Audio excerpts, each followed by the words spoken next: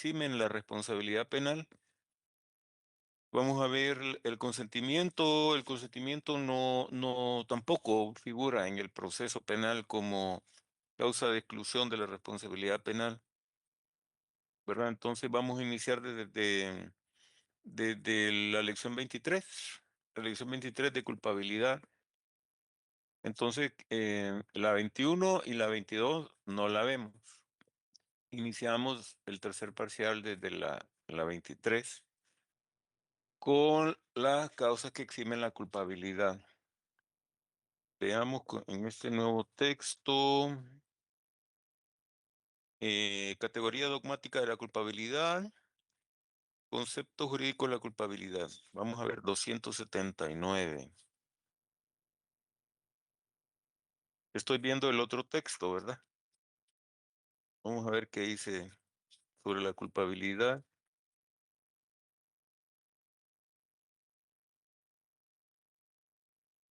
Dice, el delito es un concepto típico, antijurídico y culpable.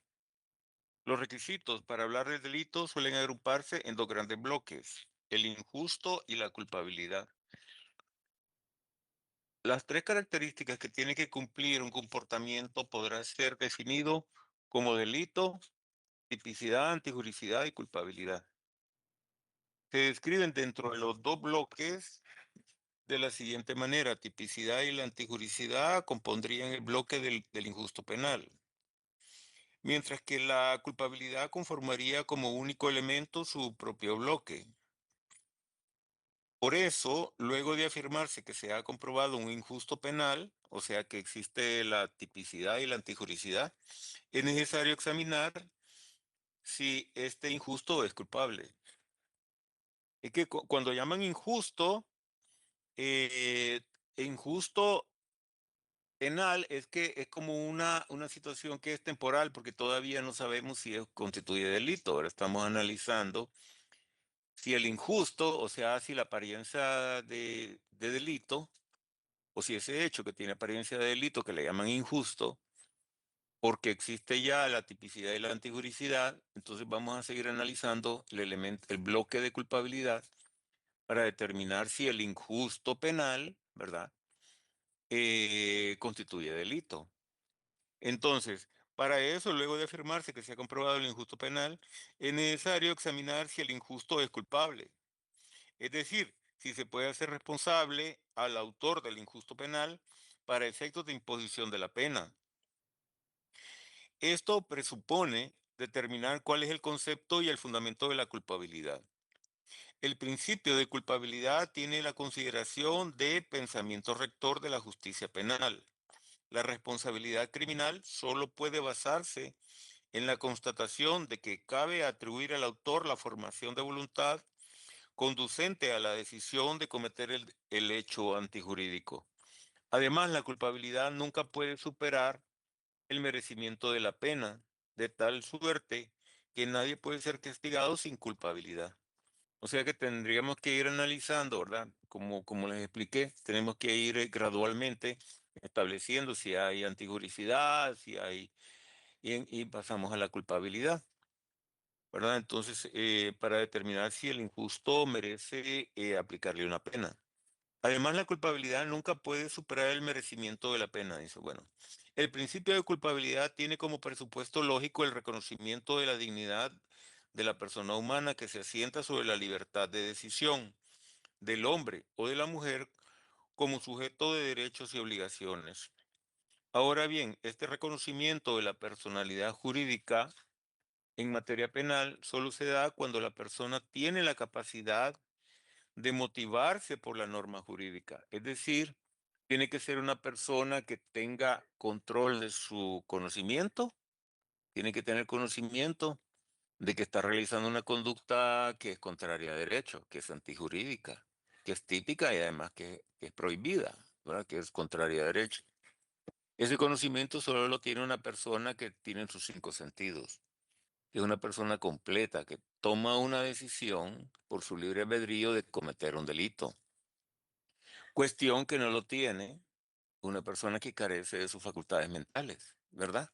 Entonces, por eso aquí lo que vamos a valorar es la capacidad que tiene ese individuo para poder motivarse por la norma jurídica. ¿Y cuál es la motivación de la norma jurídica? La amenaza, la intimidación, la amenaza, la coacción de la aplicación de una sanción si comete una acción prohibida o contraria a la ley, ¿verdad? Entonces esa es la parte donde dice, si la persona tiene la capacidad de motivarse por la norma jurídica. En primer lugar, para motivarse por la norma jurídica, tiene que tener conocimiento, ¿verdad? De que está realizando un acto típico, un acto prohibido por la ley, un acto que constituye delito y que además que es contrario a derecho, ¿verdad? Entonces, bueno, es decir, cuando el autor se le puede atribuir el hecho antijurídico por contar con los atributos psicológicos, sociales y culturales para que pueda ser motivado por las normas jurídicas, para cumplir con la exigencia del deber jurídico, ¿verdad? Entonces se supone teóricamente que la motivación negativa de la norma jurídica que conlleva en sí mismo una amenaza, ¿verdad? Entonces una persona normal, una persona cuerda, una persona que respeta la ley no va a cometer un delito ante la amenaza, ¿verdad? De la aplicación de una sanción. Además, porque la mayoría de las personas no desean violar la norma jurídica, se motivan por la norma jurídica, es decir, se motivan positivamente, en el sentido de que ni siquiera piensan en cometer un delito, ¿verdad?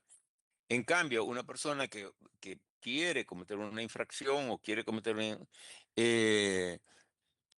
muchos de ellos no se motivan por la norma, no sienten ningún grado de intimidación, no sienten ninguna amenaza, ¿verdad? Y creen que son más inteligentes que la ley o que las autoridades, ¿verdad?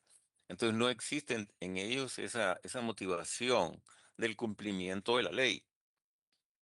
Pero esa persona tiene que tener esos atributos, dice, atributos psicológicos, atributos sociales y atributos culturales. Tiene que ser una persona en sus cinco sentidos, tiene que ser una persona educada y tiene que ser una persona que tenga arraigados sus valores sociales, sus valores, sí, sus valores sociales, ¿verdad? Entonces, sus valores éticos y sociales, ¿verdad? Entonces, una persona así que tenga arraigados estos valores no va a delinquir, ¿verdad? Y entonces, a diferencia de los animales, el ser humano tiene la capacidad de dirigir cursos causales con base en decisiones propias, orientando sus acciones a obtener los ciertos resultados o fines. Si toda actuación activa o pasiva fuera definitivamente determinada a semejanza de sujetos naturales, por el efecto causal de las fuerzas subjetivas atraídas por la voluntad, tendría poco sentido atribuir al hombre sus hechos. Sería como hacerle responsable de sus enfermedades o de los hechos naturales no dominables por su voluntad. Igualmente, si todas las acciones humanas estuvieran psicológicamente predeterminadas de antemano por la peculiaridad de carácter, determinismo, la pena no podría ser concebida como un juicio de valor social o no cabría como responsabilidad penal por el hecho cometido. Se tendría que aplicar un derecho penal de autor, peligrosista, de contornos difusos y contrario a la dignidad humana. Bueno, vamos a adelantar con el tema de la culpabilidad.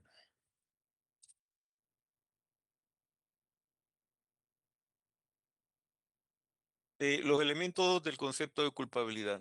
El juicio de valor sobre la desaprobación de la actitud interna respecto al derecho no se formula globalmente atendiendo a la imprecisión conjunta de la personalidad, sino que descansa sobre la comprobación de los elementos de la culpabilidad previstos en la ley y en su caso concreto. De lo contrario, podría caerse en el derecho penal de autor. Bueno, en resumen, los presupuestos para que una conducta puede ser culpable son la imputabilidad, también llamada capacidad de culpabilidad, entendida como la capacidad del sujeto de comprender el injusto y de comportarse conforme a esa comprensión, o también como la capacidad de motivarse normalmente. Sus reversos son las causas de imputabilidad recogidas en el artículo 30, numeral primero del Código Penal. Ahí en el artículo 30, como dijimos, están todas las causas de exclusión de la responsabilidad penal. La 30 numeral primero es la inimputabilidad, que precisamente es una causa de exclusión de la culpabilidad, ¿verdad? Que es la que estamos analizando. El conocimiento, dice, los presupuestos para que la conducta sea culpable, dice, el conocimiento de la prohibición o la conciencia de la antijuricidad, que es la comprensión de una conducta considerada como delito. Su reverso es el error de prohibición. ¿Qué habíamos dicho que sobre el error de prohibición? El error de prohibición es cuando la persona cree equivocadamente que su acción no constituye delito, ¿verdad? Entonces ahí, si la persona cree que su acción no constituye delito, entonces no puede tener conciencia de la antijuricidad. Desaparece la conciencia de la antijuricidad, ¿verdad? Entonces en este caso no se le puede imputar a título de dolo, ¿verdad? Porque entonces habría que determinar si el tipo de error es vencible o invencible para determinar. Si es invencible, entonces la conducta no se sanciona. Y si el error es vencible, entonces se sanciona, pero a título de culpa, ¿verdad? No puede haber dolo cuando no se tiene conciencia de la antijuricidad o cuando la persona actúa bajo la creencia de que su acción no es antijurídica. Entonces, un requisito para que se pueda establecer que la culpabilidad o la conducta sea culpable es el conocimiento o la conciencia de la antijuricidad, o sea, el conocimiento de que está realizando una acción contraria a la ley, ¿verdad? Eso tiene que estar bien claro. Si el individuo no tiene esa conciencia de antijuricidad, entonces no puede ser imputable. No tiene capacidad de culpa, no tiene capacidad de culpabilidad, ¿verdad? Otro elemento otro presupuesto para que la conducta sea culpable es la exigibilidad o normalidad de las circunstancias en que el sujeto actúa. Sus reversos son las causas de exculpación que pueden subsumirse en el artículo 30.5. Leer el 30.5, léame por favor, el 30.5 del Código Penal, que es miedo invencible o en el estado de necesidad exculpante. 30.3. Causas que eximen la culpabilidad.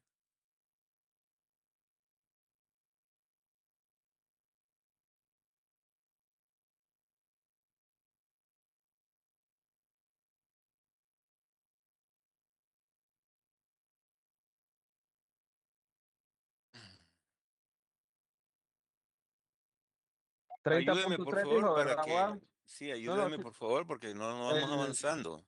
dijo El 30. artículo 30 numeral 3, ¿verdad?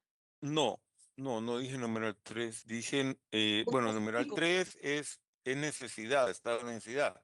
Que dijo 30.3. Sí, pero dije numeral 5 primero. Ah, Dije ok. numeral 5. Entonces dice capítulo 1, circunstancias que eximen la responsabilidad penal. Artículo 30, causas que eximen, causas eximentes de la responsabilidad penal. Son causas de excepción de la responsabilidad penal la siguiente. Me voy directamente al punto 5. Miedo insuperable, dice. Quien obra impulsado por miedo insuperable, dice. Sí, este miedo insuperable o miedo invencible, que es lo mismo, ¿verdad? Son causas que eximen la culpabilidad, eximen la culpabilidad. Entonces, vamos a hacer una recopilación, vamos a hacer una anotación. La número 1 exime la culpabilidad, ¿verdad? Número 1, exime culpabilidad.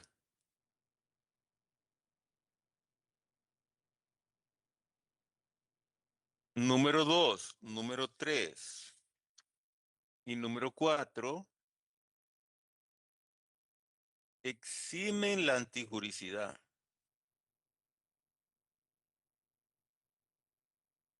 Antijuricidad.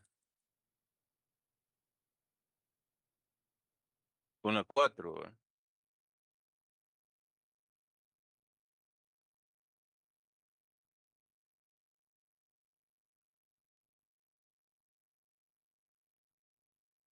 Y la número 5 también exime la culpabilidad.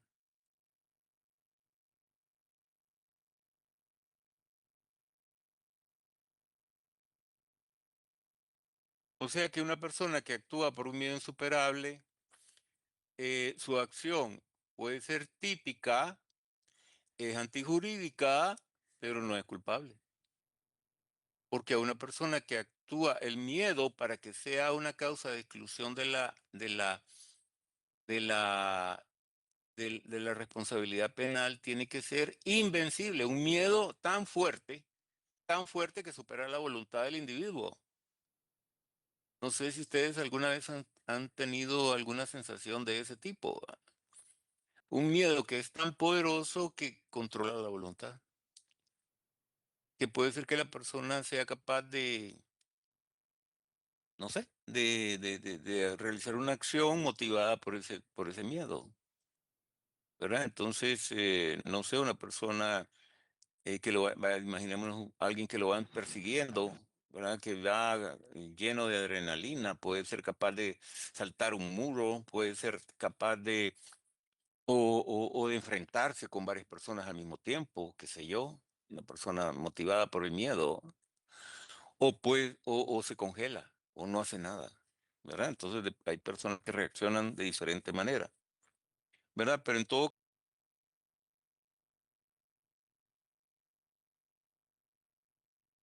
Apagado el micrófono.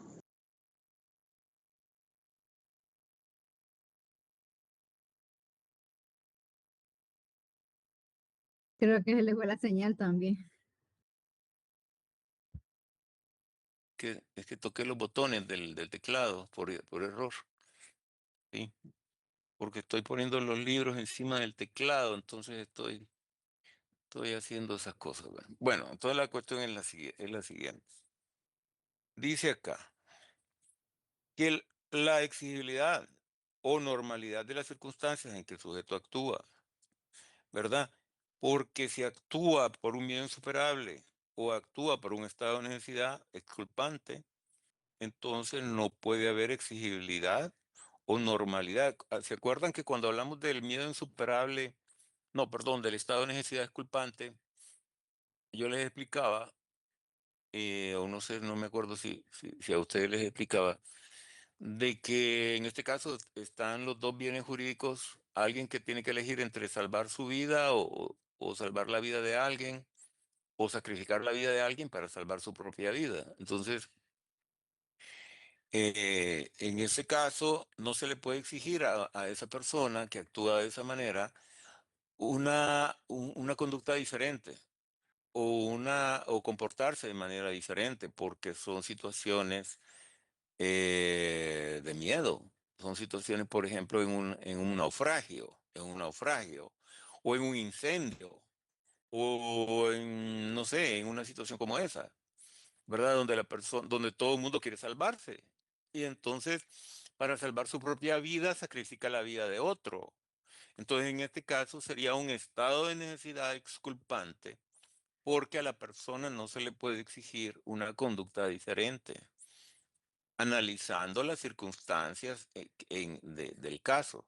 Por ejemplo, en un naufragio, a una persona no se le puede exigir que actúe diferente porque todo el mundo quiere salvarse, todo el mundo quiere salvar su vida, ¿verdad?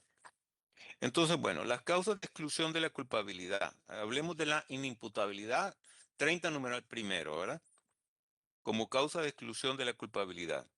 La capacidad de culpabilidad, o sea, la imputabilidad, es el primero de los elementos sobre los que descansa el juicio de culpabilidad.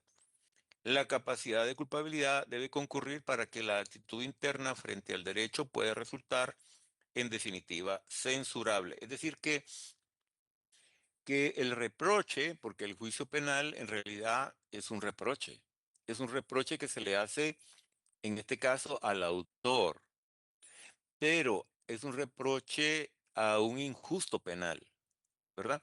Pero no se le puede exigir a alguien que no está bien de la cabeza, o a alguien que está totalmente drogado, o a alguien que está totalmente alcoholizado, o a alguien que no tiene control sobre su conciencia y su voluntad, no se le puede exigir que actúe normalmente, porque el juicio de reproche se le hace a alguien que tenga la capacidad de tomar buenas decisiones, porque tiene bien su cerebro o porque no tiene afectado su conciencia ni su voluntad, ¿verdad? Entonces vamos a leerlo en estos términos.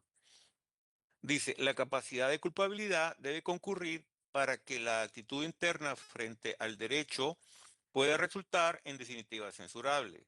Solo quien posea el mínimo de capacidad de autodeterminación conforme al ordenamiento jurídico puede responder penalmente. O sea que lo mínimo es que la persona tenga libre albedrío, que pueda decidir entre el bien y el mal. Ahora, si la persona teniendo la capacidad de tomar una buena decisión se va por el lado oscuro, entonces a él sí lo podemos, a él sí le podemos hacer el juicio de reproche. Si tiene la conciencia y si aún así, teniendo el conocimiento, toma una mala decisión, a él sí lo vamos a responsabilizar, porque lo hace conscientemente y voluntariamente. El juicio de reproche se le hace a alguien que se le puede censurar, ¿verdad?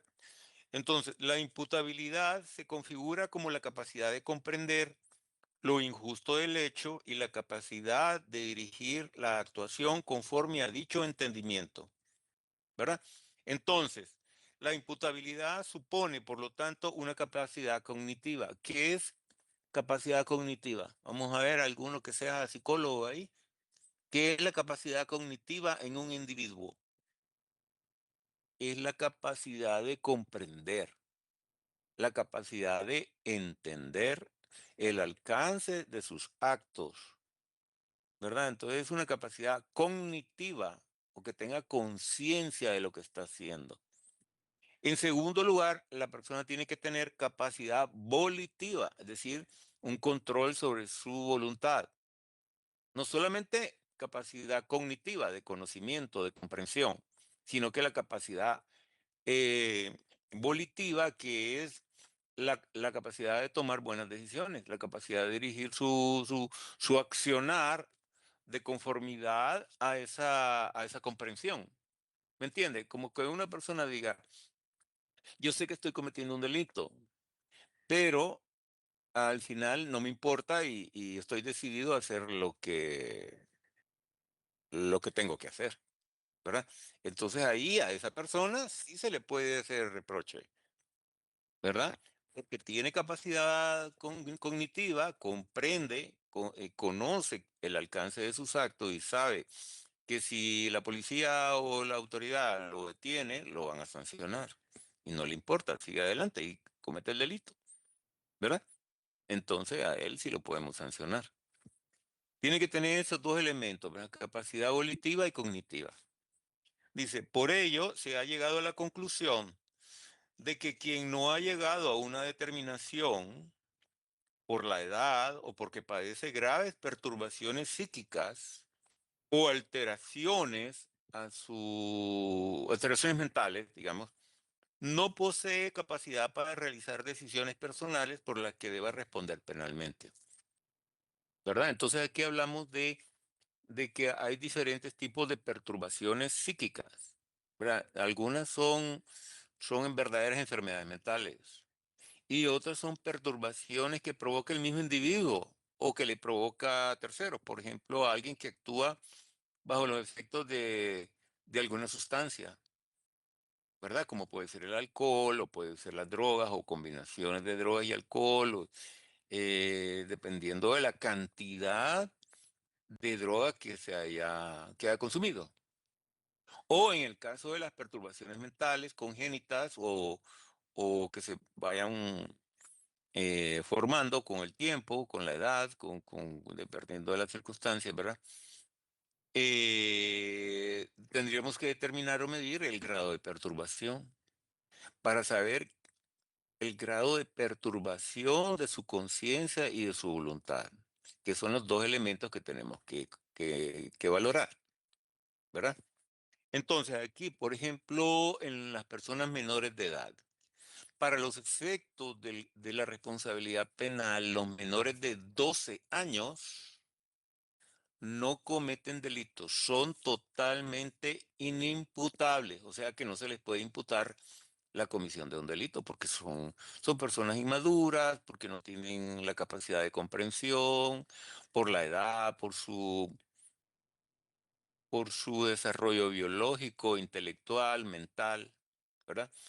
Entonces, hasta los 12 años no cometen ningún delito.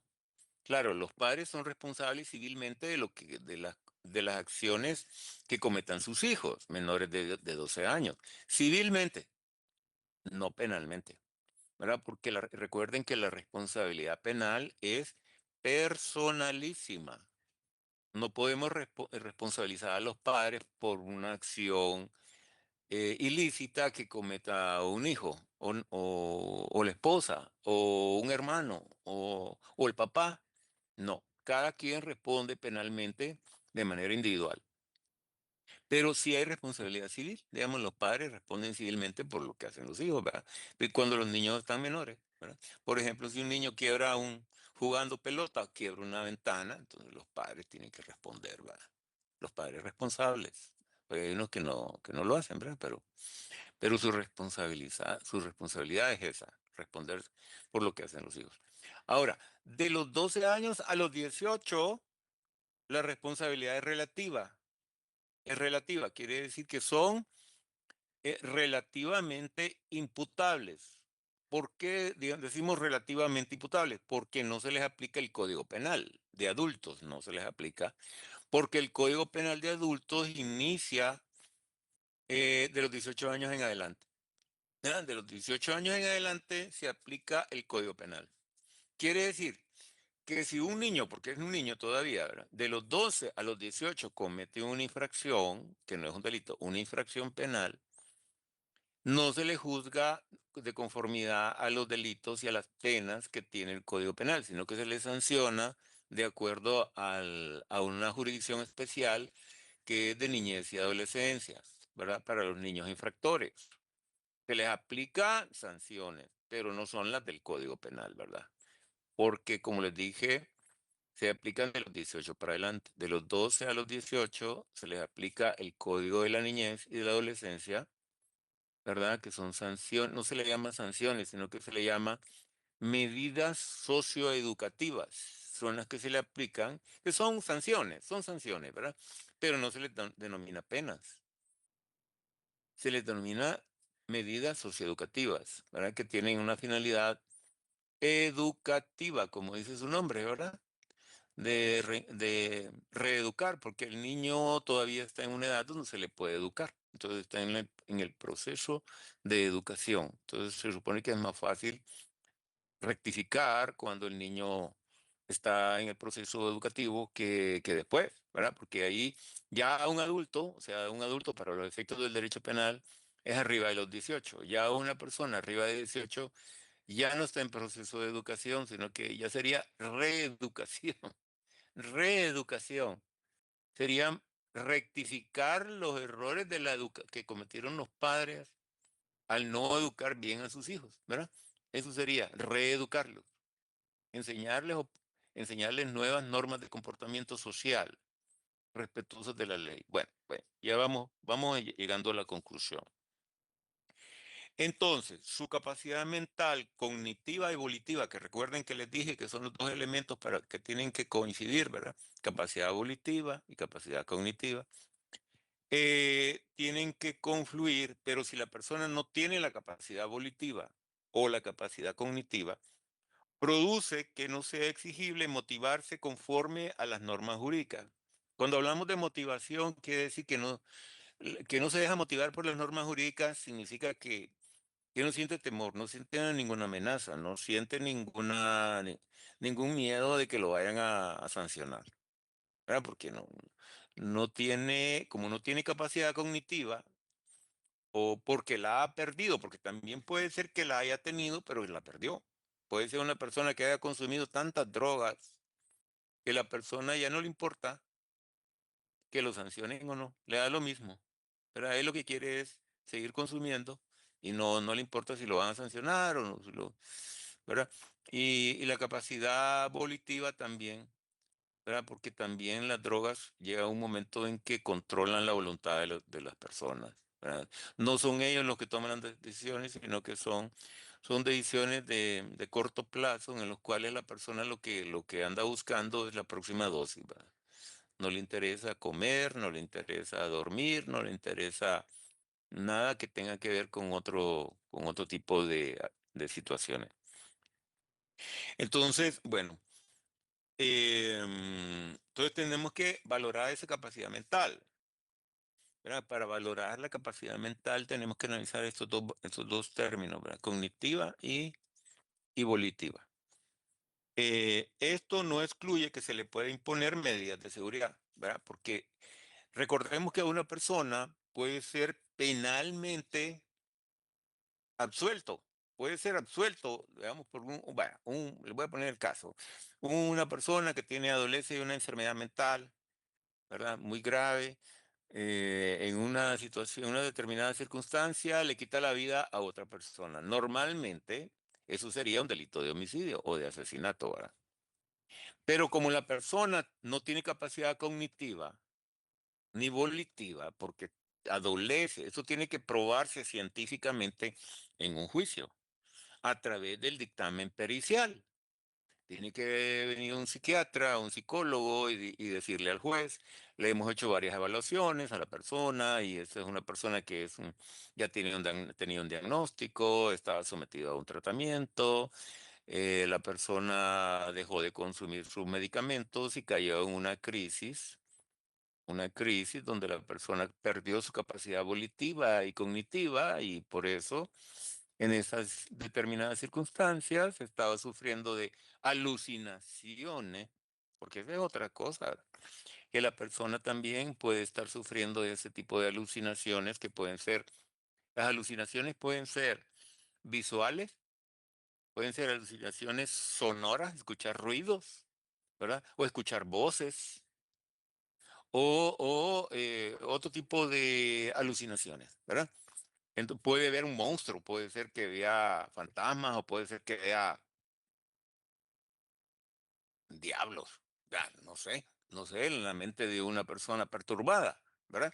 Entonces, bueno, puede ser que una persona que sea un amigo, de pronto él le mira una cara de demonio y viene y lo ataca pensando que ese demonio lo va a matar o algo así, ¿verdad? Entonces recuerden que una persona perturbada puede tener ese tipo de pensamientos, ¿verdad? Y entonces por eso explica que, digamos, de la nada venga y agarre un leño o agarre un machete y le quite la vida a la persona, ¿verdad? Porque actúa bajo esa situación de alteración mental, donde tiene totalmente bloqueada su capacidad cognitiva y volitiva, ¿verdad? Entonces esa persona no puede ser sancionada penalmente. No se le puede condenar y mandarlo a una penitenciaría como si fuera alguien que cometió un delito consciente y voluntario. ¿A qué es diferente? A esa persona consciente y voluntaria le podemos hacer reproche penal y castigarlo y mandarlo a una penitenciaría. Pero a una persona perturbada en estos dos elementos, como es el caso que les comento, no lo podemos mandar allá. Porque no le podemos hacer un juicio de reproche de culpabilidad, porque dijimos que tienen que reunirse los dos elementos, y si no existen, no podemos, pero sí se le puede aplicar una medida de seguridad. No lo podemos declarar culpable y mandarlo a una penitenciaría, pero sí lo podemos declarar inocente y mandarlo con una medida de seguridad a un hospital psiquiátrico con módulo de seguridad o una penitenciaría con módulo psiquiátrico, porque también están esas dos modalidades, ¿verdad? Porque desafortunadamente en Honduras no tenemos o no contamos con hospitales penitenciarios. No contamos con hospitales penitenciarios. O sea, una persona, por ejemplo, que en estas circunstancias haya matado a alguien porque es una persona que tiene problemas mentales, eh, lo mandamos normalmente a la Penitenciaría Nacional. Imagínense, ahí no le dan tratamiento. Y si lo mandamos al Santa Rosita, ahí dicen que el hospital psiquiátrico dicen que ahí no es una cárcel y ahí no tienen medidas de seguridad y que ahí no pueden tenerlo porque es una persona altamente peligrosa. Entonces, lo ideal es que tengamos penitenciarías o hospitales psiquiátricos penitenciarios donde mandemos esta clase de personas que son ultra peligrosas porque tienen una perturbación mental, donde tengan las medidas de seguridad y además reciban el tratamiento psiquiátrico al mismo tiempo. No lo tenemos, desafortunadamente. Ahí cuando llegan a la Penitenciaría Nacional lo que les dan es unas pastillitas, ¿va? Para tenerlos medio calmados, así, adormecidos, ¿va? Pero no les dan un tratamiento psiquiátrico, ni mucho menos una terapia, mucho menos una terapia, porque esas personas necesitan eh, em, medicamentarse y además estar sometidas a ciertas reglas de comportamiento, de seguridad, con personas que reciban una capacitación y un entrenamiento. Los enfermeros que tratan loquitos normales no pueden ser los mismos enfermeros que tratan personas peligrosas. O sea, el tratamiento, el entrenamiento debe ser totalmente diferente, ¿verdad? Bueno, entonces, bueno, dice, esto no excluye que se le pueda imponer medidas de seguridad que únicamente podrán decretarse cuando a juicio de los expertos. ¿Y quiénes son los expertos? Los peritos. Entonces recuerden que los jueces se dejan ilustrar por los que saben. Los peritos son los que dicen, bueno, este señor tiene una enfermedad que se diagnostica como una esquizofrenia tal. Y que ahora la esquizofrenia es una enfermedad que no nos dice mucho sobre, porque cada persona tiene sus características individuales. Entonces ahora la terminología, los diagnósticos médicos o psiquiátricos son sumamente precisos dependiendo del diagnóstico y de los síntomas que presente esa persona. Entonces así se le da el tratamiento y así se le da el diagnóstico y el tratamiento. Entonces, los expertos, o sea, los peritos, indican cuáles son las medidas de protección necesarias para proteger a los terceros y para proteger a ellos de cualquier acción, ¿verdad? En la medida absolutamente indispensable, atendiendo a la naturaleza del caso.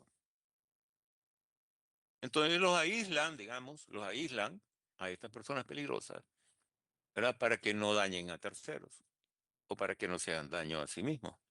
Por ejemplo, una persona que padece de esquizofrenia, fíjense este ejemplo que le ponen aquí.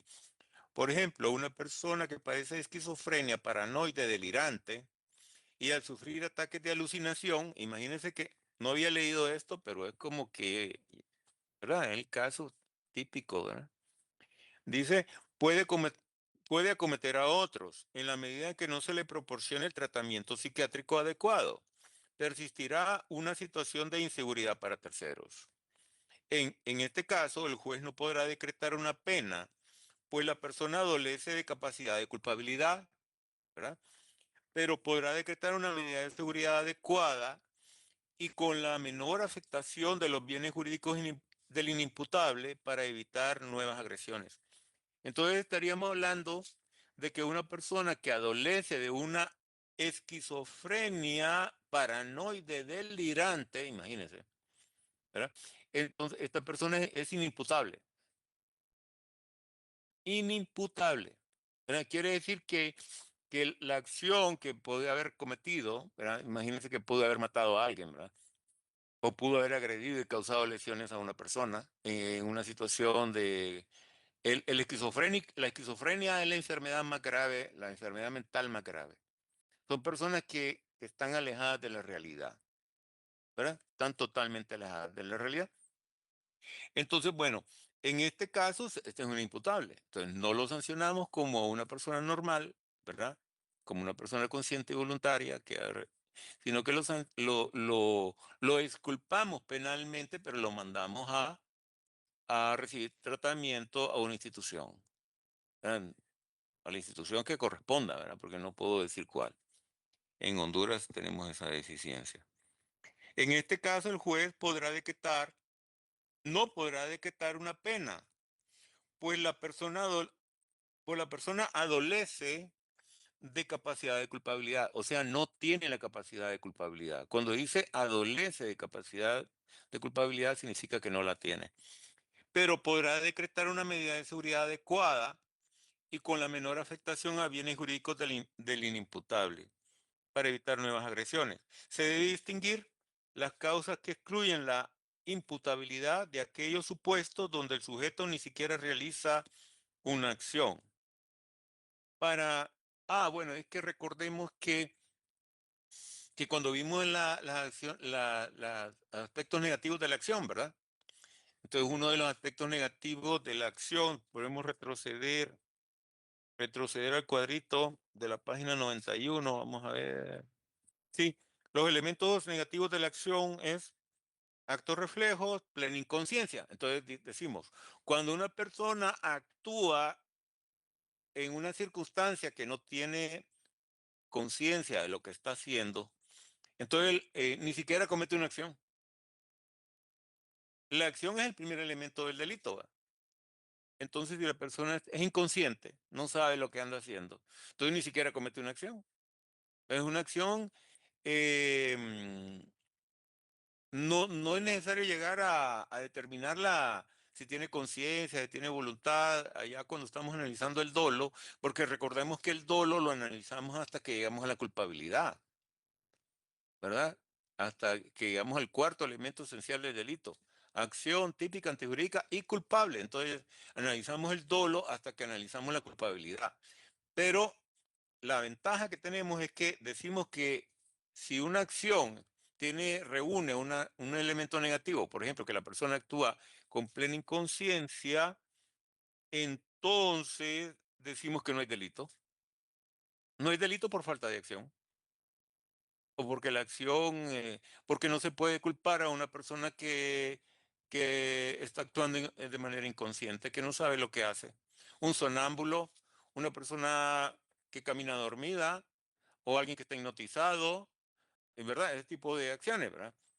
Pero cuando analizamos el tema de las enfermedades mentales, es preferible esperar a analizarlo cuando ya analizamos la culpabilidad, ¿verdad? Entonces yo voy a leer esto. Por ello, el ordenamiento jurídico diferencia los casos de ausencia de capacidad, de culpabilidad, de los que excluyen la acción. Por tal motivo, situaciones como los actos reflejos o los supuestos de inconsciencia, por ejemplo, sonambulismo, epilepsia, son supuestos de exclusión de la acción, que desde el inicio hacen innecesario realizar el análisis de tipicidad y desde luego antijuricidad y culpabilidad, por cuanto falta la acción. Entonces aquí, digamos, si nosotros tenemos una persona que está totalmente, digamos, que no sabe lo que está haciendo porque eso ya tiene un diagnóstico, ¿verdad? Ya se sabe que es una persona esquizofrénica, que llega a matar a alguien, ¿verdad? Entonces esta persona ni siquiera le vamos a hacer el análisis de culpabilidad, sino que sencillamente decimos, esta persona es plenamente inconsciente, no lo podemos someter a proceso, no lo podemos imponer una pena, pero sí lo mandamos directamente a recibir a través de una medida de seguridad, un tratamiento de psiquiátrico en una institución adecuada. En estos casos, la falta de capacidad de culpabilidad, ciertamente, en los casos de falta de culpabilidad, ciertamente hay acción, pues el sujeto tiene control voluntario de sus movimientos. Pero la diferencia es que existen diferencias de nivel psicológico neurológico que ocasionan en el sujeto una ausencia en cuanto a la actitud psicobiológica para comprender la naturaleza de su acción y controlar sus impulsos. Entonces, digamos, si es una persona que está bajo los efectos del alcohol o la droga, decimos que sí se cometió la acción, aunque puede ser que tenga alguna influencia. Entonces, ese análisis lo vamos a hacer hasta que lleguemos al dolo, ¿verdad? Si tenía capacidad volitiva o cognitiva, o qué nivel de reducción de estas capacidades tenía el individuo, ¿verdad? Para poder determinar si le aplicamos una pena o una medida de seguridad, ¿verdad? Pero en el caso de la persona que comete bueno, el artículo 30, numeral primero, o sea, las causas que eximen la inimputabilidad determina que es inimputable quien al momento de la acción u omisión o como consecuencia de la anomalía o alteración psíquica, alteración de la percepción o intoxicación plena, no posee la capacidad de comprender el carácter ilícito de su conducta o de actuar conforme a esa comprensión. Así, el menor de 12 años, el trastorno mental no exime de responsabilidad cuando haya sido procurado con el propósito de cometer un delito o si hubiera previsto o debido prever su comisión. Esto de las personas que padecen de alteración en la percepción o de intoxicación, digamos, estaríamos hablando, ya le voy a dar la palabra, estaríamos hablando de una persona, por ejemplo, que se intoxica para ir a cometer un delito, ¿va? Entonces, a esa persona no lo podríamos absolver.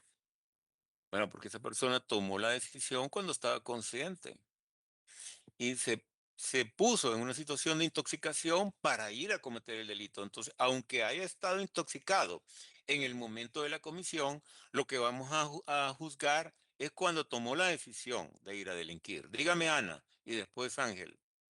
Abogado, es que ya es hora y voy a examen. Sí, tiene razón. Bueno, Ángel, lo mismo, ¿verdad? Sí, lo mismo, abogado. Ok, Disculpe. ok. Entonces nos vemos mañana.